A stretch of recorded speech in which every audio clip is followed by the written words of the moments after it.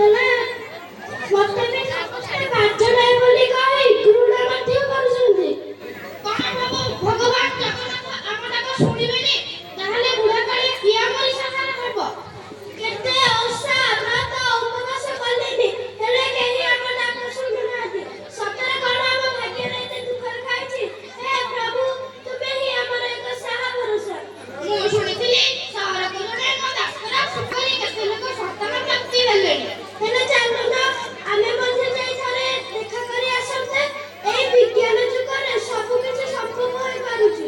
ହଉ ଠିକ୍ ଅଛି, ତମେ ପ୍ରସ୍ତୁତ ହେଇଥାଅ। ଆମେ କାଲି ସକାଳୁ ସକାଳୁ ବାହାରି ଯିବା। ହଁ, କାଲି ସକାଳୁ ସକାଳୁ ବାହାରି ଯିବା।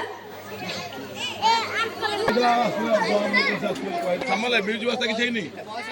ମିଉଜ ବ୍ୟବସ୍ଥା କରୁନ, କଣ ମିଉଜ ବ୍ୟବସ୍ଥା କାଇଁ? କିଛି ମେଡିସିନ ଲେଖି ଦଉଛି, ସେ ସବୁ କିଣି ଖାଇବ।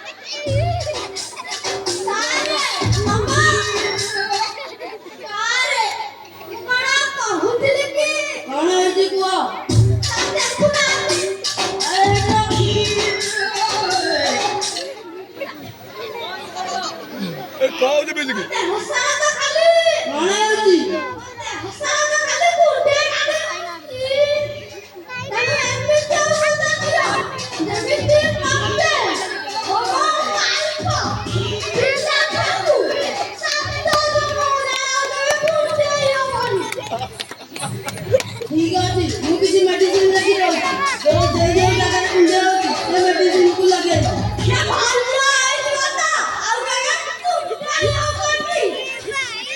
ନାଇଁ, ଯା 15 ଦିନ ପରେ ଆସି ମତେ ଦେଖା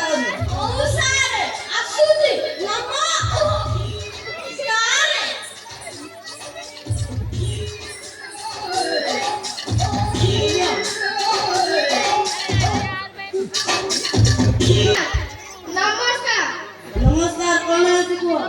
ସାର୍, ଇଏ ହଉଛି ମୋ ସ୍ତ୍ରୀ। 7 ବର୍ଷ ହେଲାଣି ଆମର ବାହାଘର, ହେଲେ ଛୁଆଟିଏ ପାଇଁ ଆମେ ଭାରି ଚିନ୍ତିତ। ତେଣୁ ଆପଣଙ୍କୁ ଦେଖା କରିବାକୁ ଆସିଛୁ। ଠିକ ଅଛି, ଭିତରକୁ ଆସନ୍ତୁ, ପରୀକ୍ଷା କରି।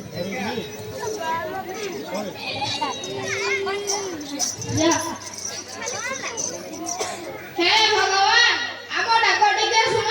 ତୁମ ପାଦ ତଳେ କୋଟି କୋଟି ପ୍ରଣାମ। ଆମକୁ ଛୁଆଟିଏ ଦିଅ।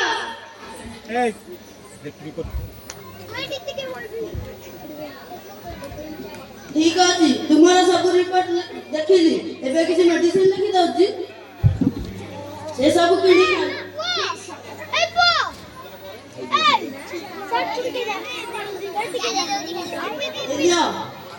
ମତେ 7 ଦିନ ପରେ ଆସି ଦେଖା କରିବ। ଠିକ ଅଛି, ଆସୁଛି ସାର୍। ନମସ୍କାର।